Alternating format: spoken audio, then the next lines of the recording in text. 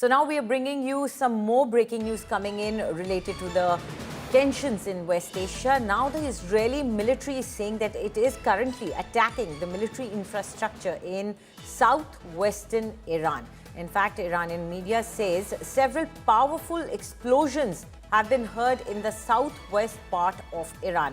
And the US State Department has advised its citizens to not to travel to Iraq for any reason.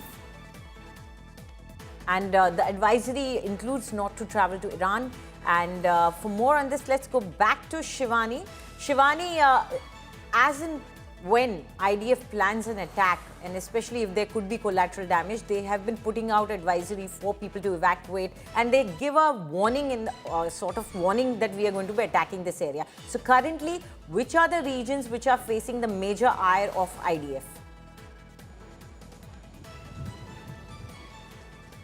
See, multiple regions across Iran that hold the operational capability power points inside Iran are on the targets of Israel, and this particular target is once again in the west side of Iran. That's what has been informed by the IDF, and people have been told to evacuate those sites because, not only Israel but the United States has brought out the advisory for its own nationals who've been staying inside Iran in different areas to evacuate, to move to the safer places. And similarly, we've been getting those advisories from the United States for its people who are living in Israel too. So Anjali, it's happening all across Iran, where IDF is taking ahead this whole military operation with more and more threats being neutralized, as it says, as it calls them.